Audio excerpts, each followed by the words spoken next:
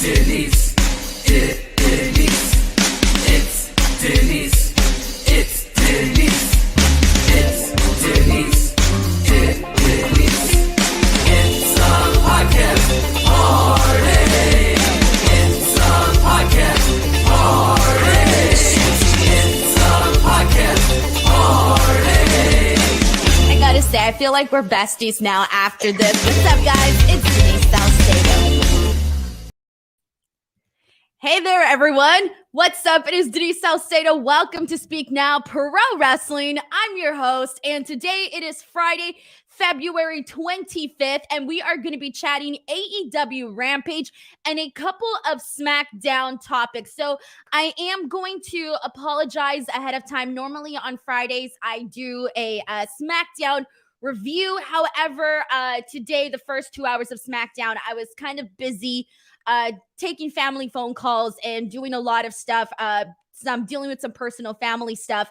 And so I was not able to essentially go ahead and focus on the entire show here today. So I am going to only cover some of the stuff that, the major stuff that occurred on the show, the stuff that I feel we really need to discuss. And it's probably going to be like 4 different topics in regards to that. And then from there, we're going to go ahead and jump into Rampage and kind of get into that show. So it's going to be a very easy, breezy post show, but we're going to go ahead and we're going to get to it. So first of all, thank you so much to everybody who is tuning in, who is watching here today. Usually Fridays is my most chill post show of the day. So we will kind of just breeze on by and get it all in here today. But let's go ahead and see what people are saying here, everyone. We got a comment here from Peyton Samuels who says, "Hey, Denise, wasn't sure if you caught NXT Level Up tonight on Peacock, but I recommend watching it when you get the chance." You know what? I'm going to be honest with you. My interest is very low on watching NXT Level Up. I'm not the person that watches like Main Event or 205 Live. Man, I don't even get a chance to watch AEW Dark or AEW Dark Elevation. So for me, usually like the CD level shows, I tend to not watch just because it's too much, guys. It's too much. So, but I'm happy to hear you say that you at least enjoyed it for what it was. So thank you so much to Peyton for going ahead and sending that in. By the way, guys, yes, sorry, I'm not wearing too much makeup today. I apologize for that too.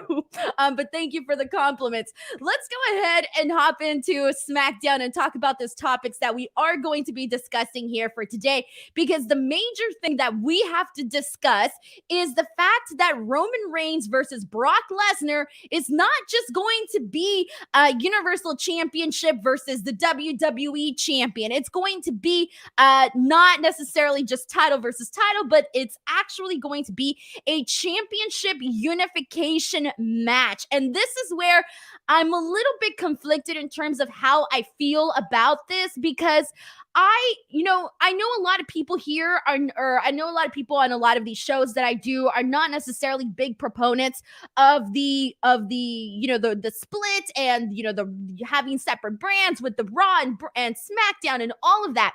I personally never minded the brand split. I've always thought, like, people are always saying, like, oh, we shouldn't do the brand split. Like, that's part of the reason why, creative is bad, or why we're seeing the same matches over and over again. And while that is an argument to be made, personally, I just think it's like, if you were to fill up your rosters and build people up, I think that you can successfully run, your Raw brand and your SmackDown brand entirely, separate. And I like the idea of having 2 champions. I know a lot of people are not fans of that. Personally, I have been a fan of you having both champions on both brands, right? A champion for each brand. So as I was sitting here, kind of just thinking about this title unification, I made a list of pros and cons as to how I felt about this, because I was sort of split in terms of like, my initial gut going back to one bout, one champion, my initial response was, oh man, I hate it. I'm not a fan of it. And I'm going to go ahead and break that down in just a second, but we do got 2 super chats that I'm going to go ahead and read. Thank you so much to Hagen for sending this very kind super chat. I really appreciate you. Thank you so much to Hagen. We also, who says sending positive waves for you and your family, Denise. Thank you. We got another super chat from Darv Steven C77, sending prayers and love support. Thank you so much to Darv Steven as well. Anyway, so talking about the title unification, I wrote down a list of pros and cons. So let's talk about some of the pros, all right, in terms of having one champion. So one of the pros that I wrote down, and if I forgot any pros or cons, send them in. One of them was really a champion that is going to be going from one show to another show and actually being featured on both shows. Now, granted, to me, I hate to say it, but the fact that this is going to be a unification match to me feels like a major spoiler that, now for sure, I feel that it is going to be Roman Reigns winning the match. I was already expecting Roman Reigns to win this match, but with this unification thing, it makes me feel even more positive that Roman Reigns is winning this match. So I'm expecting to see Roman going on both Raw and SmackDown. And given that he is like the biggest, thing that they have right now in WWE, I consider that a pro.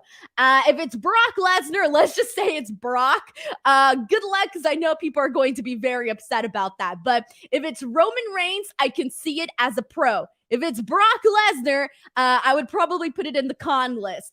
Another pro, and this one is kind of a pro slash a pro with a pro with like, let me explain.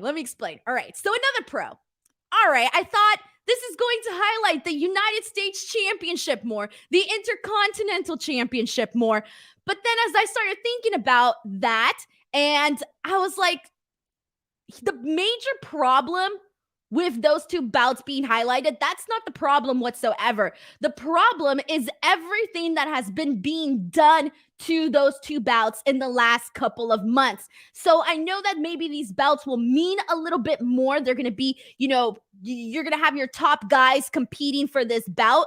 But my whole issue with it is that they have really reduced the meaning and the significance of both the United States Championship and the Intercontinental Championship to the point where like they kind of don't mean anything.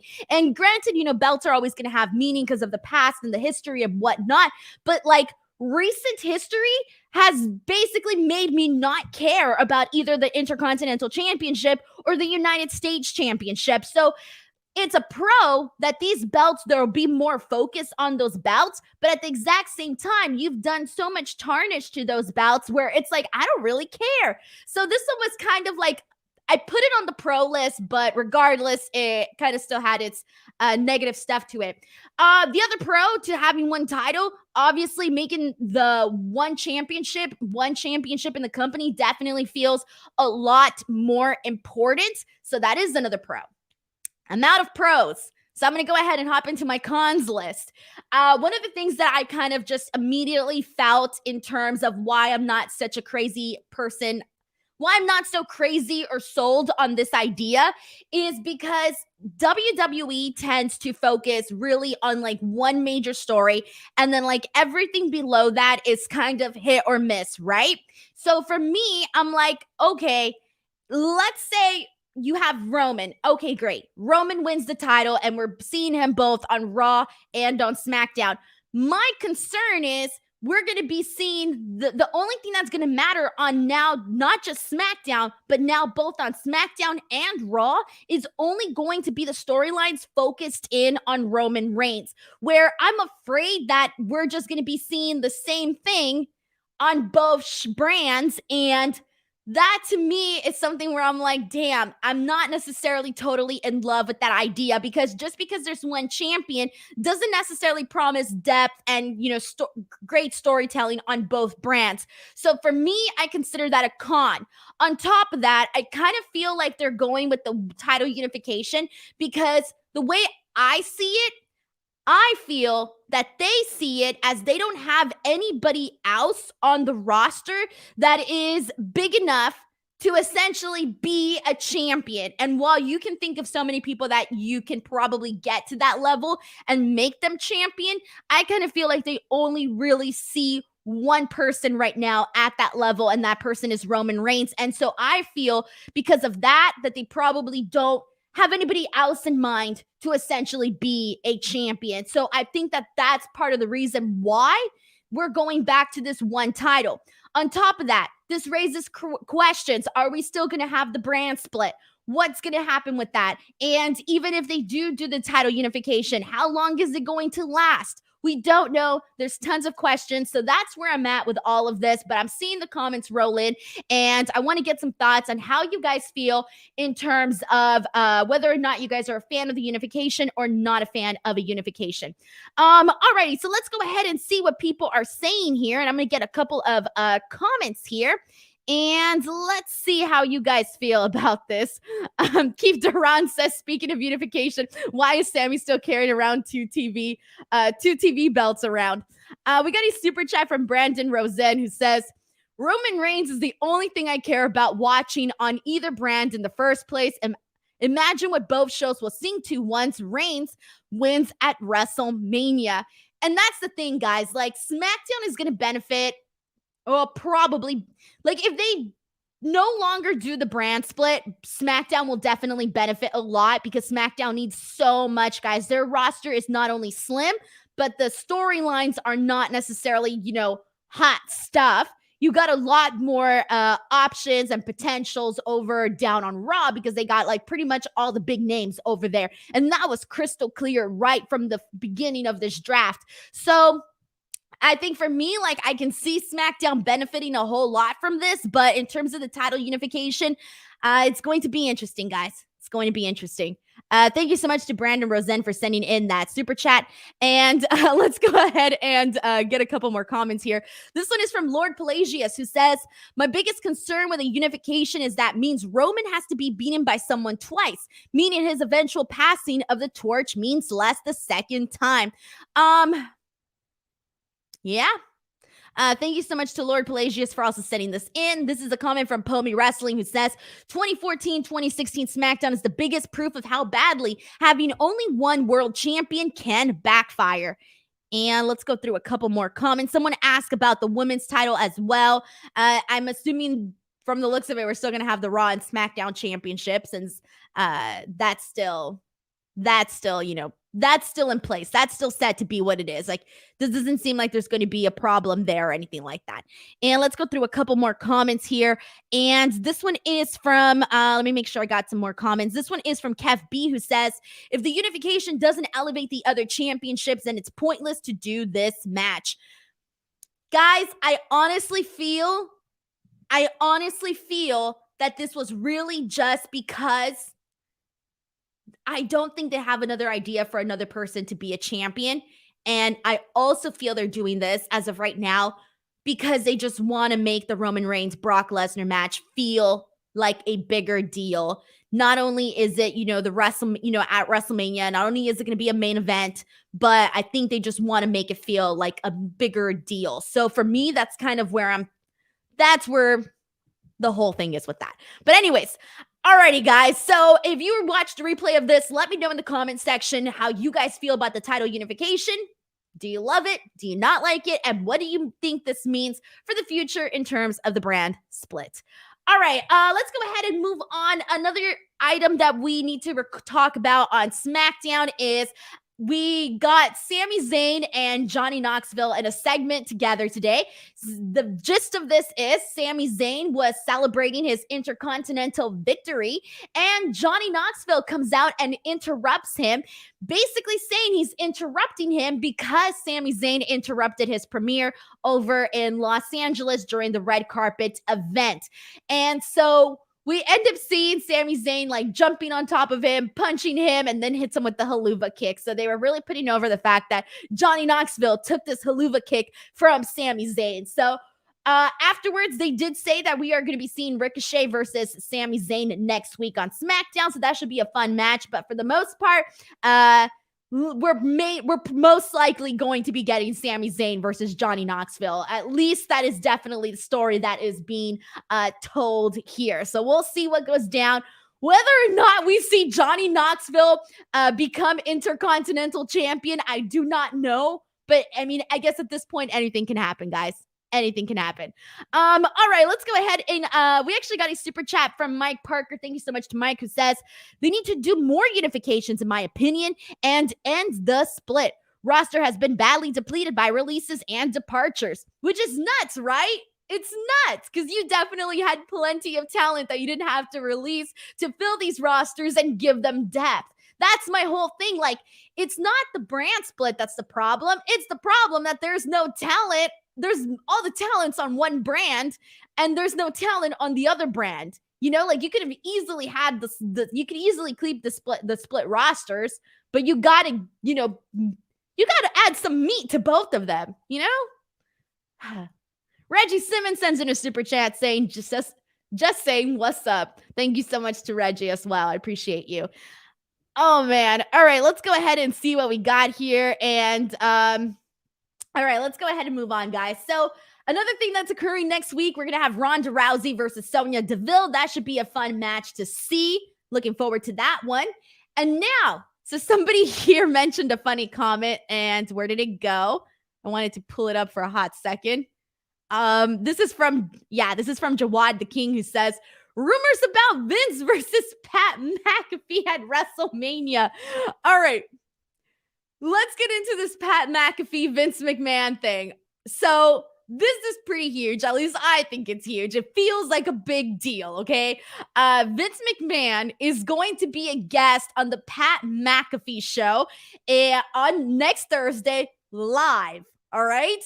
Now, here's the thing. Now, I've seen clips of the Pat McAfee show. I've never actually seen the show. I know everybody said the Brock Lesnar episode was really good. I have it on my list of things to watch, but I haven't watched it yet. However, just knowing Pat McAfee's personality from the clips that I've seen, from, the commentary that he does on Smackdown and all of that good stuff, I am expecting this interview to be interesting. Like, I don't know. Like, I don't know if they're going to be covering these hard-hitting topics. And by hard-hitting topics, I mean releases and, these tough business decisions that are being made. NXT changing to NXT 2.0, Triple H being gone. All the questions that we really want to know. I don't know if that stuff is going to be talked about. This could just be like a puff piece. This could be a just to promote WrestleMania. This could be just a generic interview. I don't know. Or we might actually get some interesting tidbits out of it. Now, I'm personally expecting I'm expecting it to be like 80-20, where 80% of it is all, pre-approved stuff by WWE and safe topics and safe conversations. And I'm expecting a couple of, hot topics to be discussed during that interview. But then again, we do not know. But I will tell you this, though. They've got me interested, and I'm going to be watching that interview, and I'm excited for that interview because I kind of hope that, this might be a little bit, foolish to think, but I do kind of hope we get a pretty as real interview as you can probably get with Vince McMahon. So I think that Pat McAfee might sneak in something. Who knows? At the end of the day, it's his boss. We will see, but I'm looking forward to it, guys. I really am looking forward to it. And let's see what people are saying here in regards to the interview here. People are putting over the Brock Lesnar interview. Killer Mike says Vince will approve all the questions here. Again, let's see what else we got. Let's go through a couple more comments. And let's see. Mike New York says, hope Pat asks when Veer is coming. There you go. That would probably be the most hard-hitting possible question that we're going to get. When is Veer coming? Again, I don't know, but I'm excited to see the show. Alrighty, everybody, let's go ahead and continue on. We're going to go ahead and jump into AEW Rampage. So we're done kind of going over Smackdown. Again, I only wanted to cover certain topics for today. But before we go into AEW Rampage, everybody, I just want to remind you guys that next week I will be back here Tuesdays to talk about NXT 2.0. Wednesdays, AEW Dynamite, and Fridays, I will be back here once again for SmackDown and Rampage. Actually, hold on. Next week is Revolution. I'm already confused on my schedule, but next week is Revolution. I will be here on Friday, and then on Saturday, I will be flying to Texas for Mission Pro Wrestling, and then Sunday, I will be flying to Orlando for Revolution, and then I will be flying back to Los Angeles, I believe on Tuesday. So these next couple of days in terms of like wrestling and work and all of that is going to be nuts. But let's get into the TNT Championship match, which opened the show. This was Sammy Guevara versus Andrade for the TNT Championship. So this was a match that personally I was really looking forward to. I was very excited about it. As you all know, I've been a fan of Sammy Guevara's now for quite some time. He's been doing a great run so far as TNT champion. He's had very exciting matches and whatnot. And Andrade, we haven't necessarily been able to see him wrestle as much in terms of like singles matches, but the best stuff that he's done on AEW really is the work that he did with Pac. So in terms of this match, I thought I didn't love it. I did not love this match. It was okay. And by that, I mean that I've seen a lot of, I think in comparison to all the Sammy Guevara matches that we've gotten previously, they've been better in terms of like work rate and just the overall match itself. And I kind of don't want to get into the thing where it's like, oh, well, it's Rampage. They have a shorter amount of time, etc. I still want to feel like the match, because the title was on the line, I want to feel as interested, I want it to be as good as the prior matches is what I'm trying to get at, especially because both of these guys are good.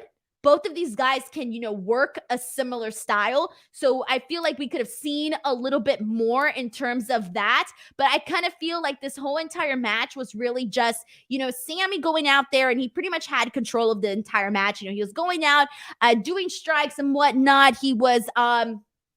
He had a Spanish fly off the top rope. It did take a couple of extra seconds to kind of really set it up, which did take me out of it just a little bit, out of that spot.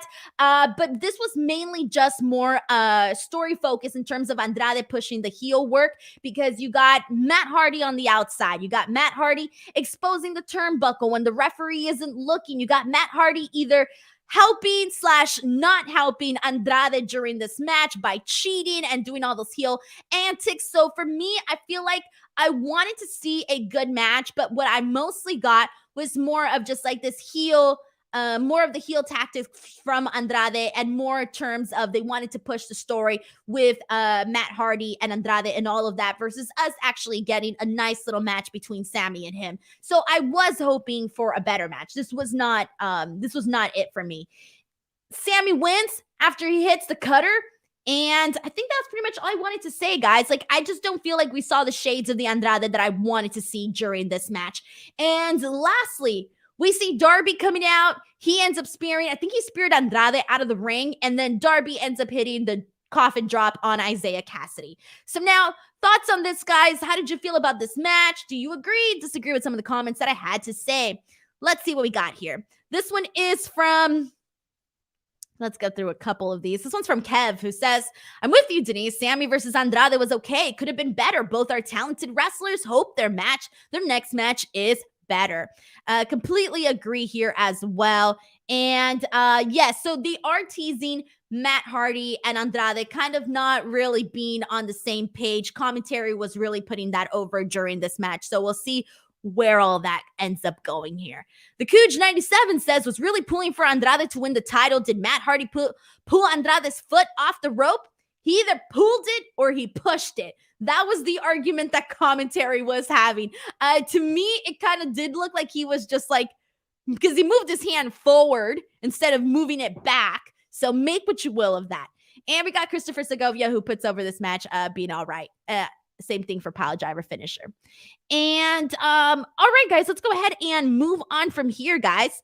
And let's get into, we got QT Marshall. So this was interesting because earlier today on Wrestle Talk, myself and Luke Owen, we interviewed QT Marshall and we kind of got into some interesting topics. We did talk about Hook. We talked about the Nightmare Factory, talk about Jade Cargill. We talk about women's wrestling and whether or not there's enough on AEW. So there's a lot that we kind of talked about in probably what was a 50-minute, 40-something minute interview with QT Marshall. So if you do want to check that out, you can check that out over on Wrestle Talk. But I loved this segment, guys. I loved this segment. So QT Marshall comes out and he's basically giving himself all the credit for Hook's success.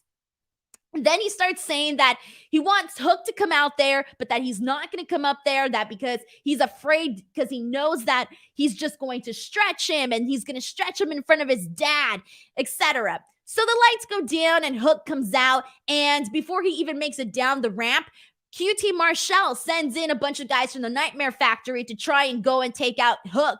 But instead, Hook takes them all out. He takes out like 3 dudes. One of them even runs away. And then finally, Hook's just like, whatever. And he just walks back. I personally liked this because one of the things that I have been noticing, or at least, just from watching Rampage and Dynamite and all of that, is I really feel that they're being very selective and kind of going with the less is more mentality when it comes to Hook. When it comes to Hook, I like that they're being selective in terms of not necessarily overdoing it with him. Like, he'll come out, he'll have a match, he'll hit his moments, he'll look impressive, get out, and that's it, right? There's no more extra stuff going on. And that's kind of how I felt with this, except that even though he literally took out 3 guys without even saying anything, without even really reacting to QT Marshall, without losing his cool. And he came across as cool during this because he was just like, yeah, take out this guy, take out that guy. That's it. Party's over, So personally, I'm a fan of what they did during the segment. This was a good example of less is more, and in a way that I think is effective. Alrighty, guys, let's go ahead and see what people are saying here. And Sean Williams says, funny that MJF hijacked that interview with you and with me and Luke on Wrestle Talk. Yeah, and Luke did read MJF's comment, for those of you guys who are wondering. MJF wrote that he was upset that QT Marshall hadn't seen his promo yet, because QT Marshall, I think, mentioned that he hadn't seen the show yet. Like, he hadn't watched it back or hadn't seen his promo or something. And so that's what MJF responded with. And so we kind of just made a joke about all of that. So that was fun. And this is a comment from John Wersinger, who says, they make Hook out to be a babyface, but acts like a heel. I think he's just like, I don't know how else to say. He's just a bad boy. People like bad boys, man. He's just a bad boy. And Andrew Cookson's in a comment saying QT is apparently trying to build anticipation for Hook kicking his butt. Why? I'm always down to see a good wrestler beat up QT. Thank you so much to Andrew for also sending in that comment there. And Church of Platinum says, pretty sure Hook broke that lad's back when he judo slammed him on the incline. I liked it. It was good stuff, guys. A simple segment that did a lot for Hook and Hook's character. All right, let's go ahead and move on from this. Afterwards, let's talk about Wardlow versus Nick Comoroto. So I'm going to be honest, guys. I was not crazy about this match. I was not a fan of this match. I'm sorry. People are going to be like, what, Denise? 2 beefy dudes going at it and you didn't like it? No, I did not like it, actually. I thought this match was weird. I don't know. It started off weird. The editing of like the beginning of this match was just kind of like, boom, here it is. It was weird. Like, it didn't feel like a real start to the match. I even thought I missed something. I was like, did I miss something? I don't know. It's just strange. Whatever. So we kind of get into this match here, and it basically, you got Nick Comoroto doing a little bit. He gets a couple of, shots in on Wardlow, whatever, right? Actually, Nick Comoroto strangely is he is so much bigger than Wardlow, and I didn't even realize it until today. He made Wardlow look a little bit small, right? But either way, you still got two big dudes. But in the end, you see Wardlow hit his powerbomb symphony, and he gets the win. So the reason why I did not personally like this match was because I like the style of a match, like the quick powerbomb symphony, etc. When it's a smaller guy, when Wardlow is killing smaller guys and essentially ending them like this. With Nick Comoroto, I really wish that they would have given I wish that they would have done this match differently. I wish it wouldn't have been like such a quick squash and the same finish like all the other matches, because I'm like, okay, all those other guys, they were small. Powerbomb Symphony, bam, bam, bam, end it, right? With Nick Comoroto, because he's so big, I really wish that they would have had Wardlow do more with him. You know, go in there and really have like a moment where you're thinking, you know what? Maybe Wardlow might not be able to overcome Nick Comoroto. And they only did that just to a little extent, but I really wish that they would have done more with it. I think seeing Wardlow dominate a guy the size of Nick Comoroto would have felt more impressive had he not just had them do like the same thing that he normally does with all the small guys. So I would have liked them to go just a little bit more. I think it should have also been a little bit more aggressive. So for me, I thought that I would have just added a whole lot more to this match for it to really kind of feel like a big deal, because even though it was like, oh, it was cool to see Wardlow powerbomb Nick Comoroto, I wasn't sold, guys. I wasn't sold. So for me, I think this match could have been restructured differently because of Nick Comorato's size. So that's how I felt about that there. And let's go ahead and get some more comments in here and see what people are saying. This one is from Bruce LB, who says, the point of the match was to show Wardlow can do what he does to large guys ahead of the ladder match. That was the whole point. Yes, that is why they did this match. But with that being said, they should have given him more. Just because we know the premise of this match, I feel like they could have just told a better story within their match. They could have added more. But yes, that was the whole point, though, just to show that he's a big guy. He can go at it with other big guys. And let's go through a couple more comments here and see what people are saying. This one is from Michael Manfredi, who says, the crowd loves Wardlow's Powerbomb Symphony. I think he's going to be awesome in the ladder match coming up. They all are. It's going to be a pretty damn good ladder match. I'm very much looking forward to it. And this one is from Women's Wrestling Entertainment, who says, how long would it take for Wardlow to turn on MJF? Hopefully it isn't so long that people start losing interest in him. This has gone on a way long time. I think it's overdue already. I mentioned this a couple shows back when you have guys like CM Punk, and I forgot who else was essentially telling Wardlow to grow some balls already and that he's just MJF's little bitch boy and all of that. I think at that point, you're starting to make Wardlow look bad by not having him do anything. So I think every single week, he gets a little bit more mad. We've kind of been on the same little storytelling there. And all right, let's go ahead and continue on from here, guys. But let's jump into, also, I forgot to add, guys, post-match, we did have Shawn Spears telling, this was hilarious, actually. So Shawn Spears takes the mic and he tells Wardlow that he loves him like a little brother. And he says that the Powerbomb Symphony isn't getting over with people. And then he starts to explain to him what over means, as in popular. And so Wardlow's just like, oh, he gives him a hug, and that's the end. All right. But at some point, the eye rolls for Wardlow are going to get a little old, and he's got to actually do something here. We got a super chat from Cadillac Carson, who says, before he turns on MJF, I can't wait for Wardlow to absolutely destroy Spears. I have a feeling they're going to do a whole thing where, like, whenever Wardlow turns on MJF, I want them to show a shot of like a camera shot of Shawn Spears just like watching like in like shock, and then I want to see Wardlow turn his face to Shawn Spears, and Shawn Spears like no, and then Shawn Spears runs away, and then Wardlow kicks his butt. Runs up, chases him after him, and kicks his butt. I want to have the moment of like realization. I want to see the moment settle into Shawn Spears' face when he realizes that he's next. That's how I feel about that.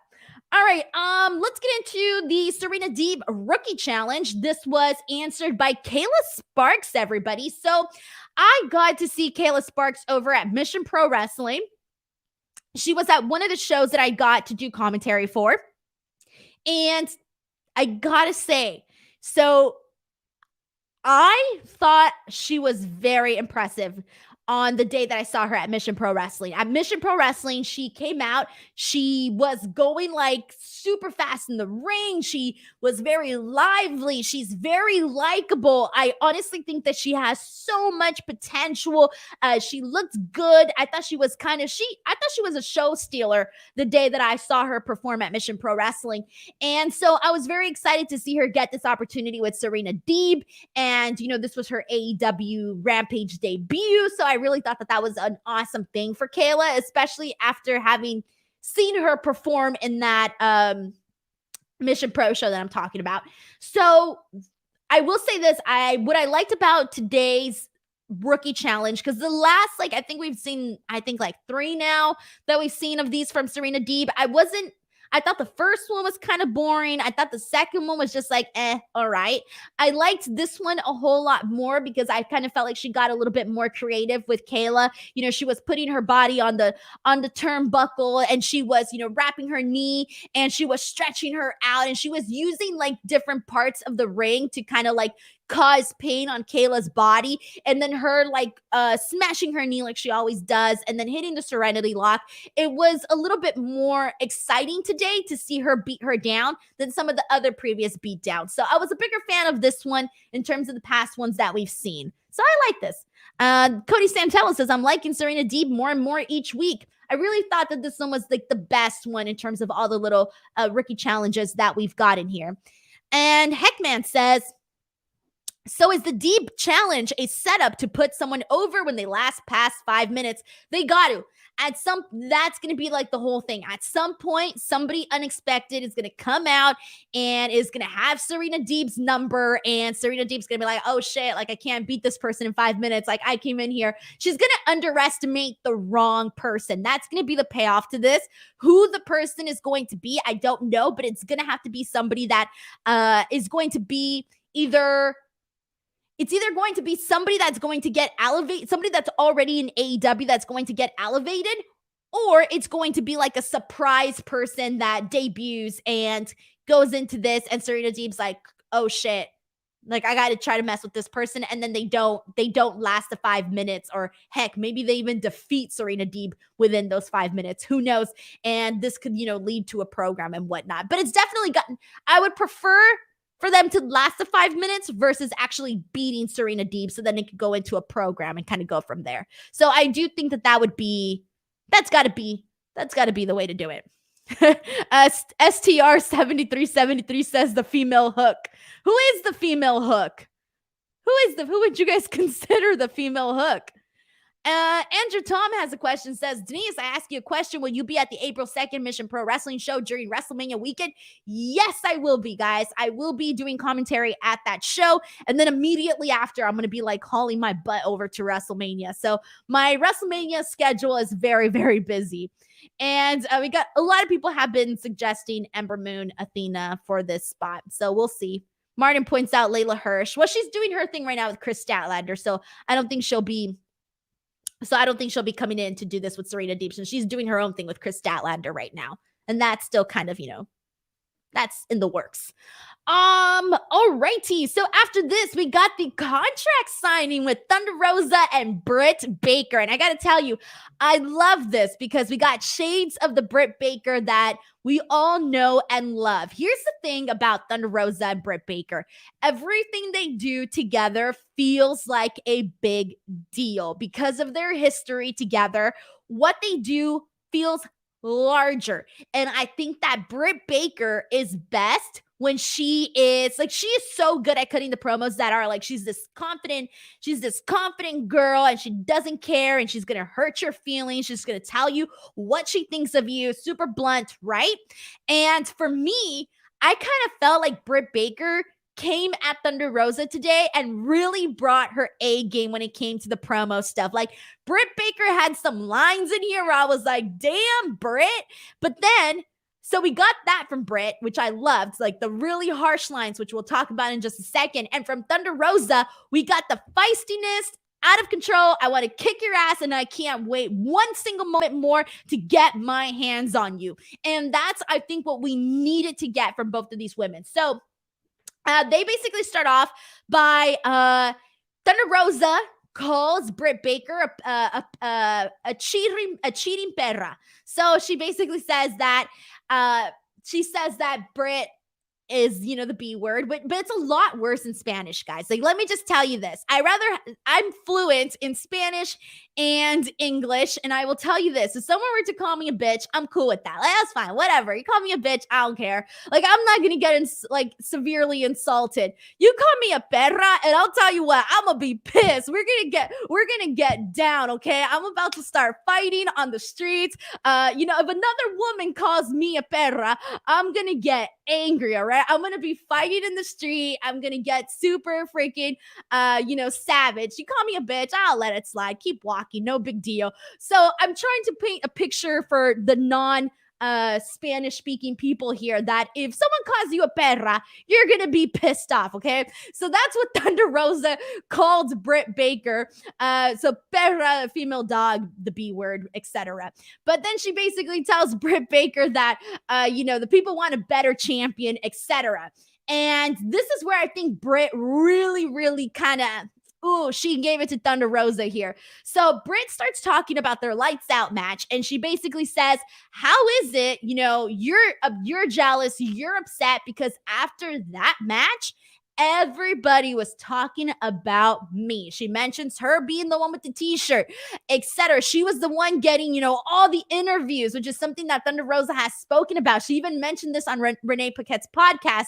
And, so I liked that. So she's kind of basically saying, I was the one who got all the attention and you didn't. So she makes fun of her. She starts mocking her. Britt Baker starts mocking Thunder Rosa, and she mocks her for being this leader of the women's revolution. And she says, but you're only happy when you're the one on top. And now every single day we have to see posts about how you're working so hard, etc. And then she goes on to say, you will never be a star. You will never be a pillar. You will never be like me. Britt tells her, and this is the part that I thought was really savage. Britt tells her, while I was in AEW building this company, helping build this division, helping build this company, you were wrestling on YouTube. And I thought, damn, that is messed up. Oh, it's such a good line, though. It was such a good line where that was the line that when Thunder Rosa reacted the way that she did, she had to react that way because of that. For me, it was that one YouTube line where I was just like, bro, that's savage. Anyway, so after this, Thunder Rosa, she goes on and basically says that Thunder Rosa is jealous of her, but that she also loves her because she wants everything that Britt Baker has, and she's just not going to have that. And so Thunder Rosa has it. She's pissed off. She launches over the table and just goes in for the attack on Britt Baker. After this, you see Jamie Hayter get involved, and then Mercedes Martinez runs out to have Thunder Rosa's back, and Jamie Hayter ends up getting put through a table. So this was good. I thought it brought out the best of Britt Baker. It brought up the best in Thunder Rosa, and I'm excited for this match, and I'm wondering if we're going to see a brand new AEW Women's World Champion. Who the hell knows? And Christopher says, perra is a strong word, Denise. You are speaking facts. It is. It's a savage word, guys. Honestly, it really is very, very savage. And let's go through some more comments here and see what people are saying in terms of this segment here. Tony says, Dr. Britt Baker, DMD, and Thunder Rosa are the female AEW versions of Trish Stratus and Lita. All four of them are unique in the ring. Sean Williams says, Thunder has her fans, her popularity is overwhelming. Britt is AEW. She is the fifth pillar. Like, here's the thing, though. Like, I feel if Thunder Rosa were to win the AEW Women's World Championship, I really think that this is such a big opportunity for AEW to really get behind a champion there's never been a champion like Thunder Rosa. I think that if they were to give her the belt and really go with her, they can have something there, guys, like something big there. And whether or not she's going to win the title, I have legitimately no idea. But I think it would be a big deal. So we'll see, guys. We will see. Alrighty, now let's go ahead and move. Actually, this is funny here. Pile Driver Finisher says Thunder has all the YouTube wrestling to support. Exactly. Hey man, as a fellow YouTuber, now I gotta go at it with Britt Baker. You coming out here on these YouTubers? All right, let's continue on, everyone. After this, they do announce BTW, and we could have a conversation about this because Tony Khan is set to make a big announcement on Wednesday night.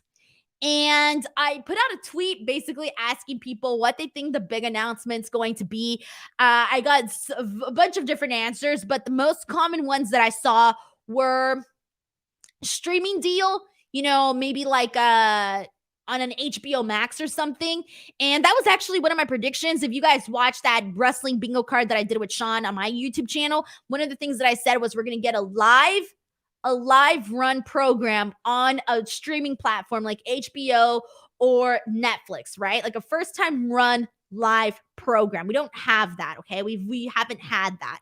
I'm not talking like, oh, put their episodes on Netflix and, we get to watch Dynamite season 1 from the beginning. No, I'm talking like live programming. I think that would be like a big deal. But anyways, we had a couple of people that suggested that. We had a couple of people that suggested Ring of Honor and Tony Khan purchasing Ring of Honor. That could be a thing too.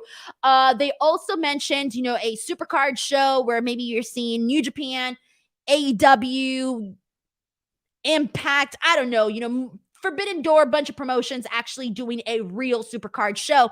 And then I'm trying to think of what other things people were saying. I think those were the main ones that I saw. But here's the other thing that I saw. A lot of people are starting to get, and this is just from what I'm seeing on Twitter and the responses that I see from people on my Twitter feed. A lot of comments were, we're fed up with this big announcement stuff. Every week there's a big announcement. It's too much. It's overhyped, etc. So there are a lot of people that are kind of more not necessarily getting so worked up anymore about these big announcements where they kind of feel like they're happening too much. And I did see a lot of people kind of talk about that. So I feel like if a lot of people are mentioning that they're kind of fed up with all the ways these big announcements happening, it's something to account for. So I do think that when Tony Khan says like, hey, I got a big announcement that's going to be, a big, massive thing in wrestling, I really hope that it delivers because then fans are just going to be like, And we've seen it happen before, but obviously, every single time it's a little bit different. So we'll see what people are saying here. And let's go through a couple more comments and see what people think in terms of what it might actually be. And we got people saying that it might be the streaming service, as I said. We got, let's see, I'm trying to get some more comments here. This one's from Sean, who says, apparently it's on the same level as the first dance, so it's got to be big. Yeah, that was something that he said, that it was going to be he said it was going to be on the same level as the first dance, but that this one was different in the sense that he can't really give a time or a date or information. So that tells me that it's got to be something where it's out of his control.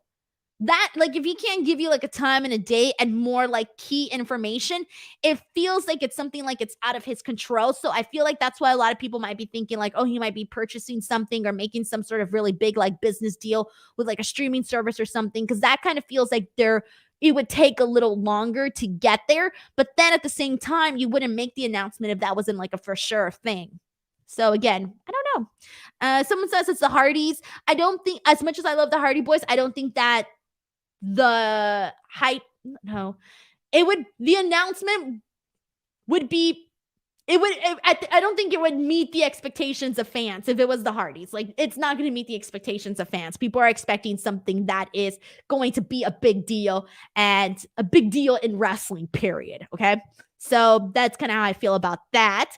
And let's go ahead and see what people are saying. This one's from Killer Mike 375, who says, I'm a big AEW fan, but I'm not a fan of Tony tweeting every big announcement. Just let it happen. We'll see. I mean, if people are tuning in because they're like, damn, what's the big announcement? I don't want to miss out on the big announcement. It could work. But again, who knows? All right, let's go ahead and continue on. Yes, this is true. In terms of Jeff Hardy, he already did say he's going to AEW. All right, let's go ahead and get into, after this, we got the qualifying match, which is the main event, Orange Cassidy versus Anthony Bowens for the Face of the Revolution ladder match. And this was a pretty good match. I enjoyed it. This was my favorite match of the night. I liked this. I really, really did. I think what I personally, before we get into the match, I loved how Orange Cassidy pretended he was going to do a rap, but he puts the mic up and then he starts doing his little fake kicks and whatnot. And then he ends up saying, quote, word to your mother. That was pretty funny. I liked all of that. Just a little couple of fun, before the actual match.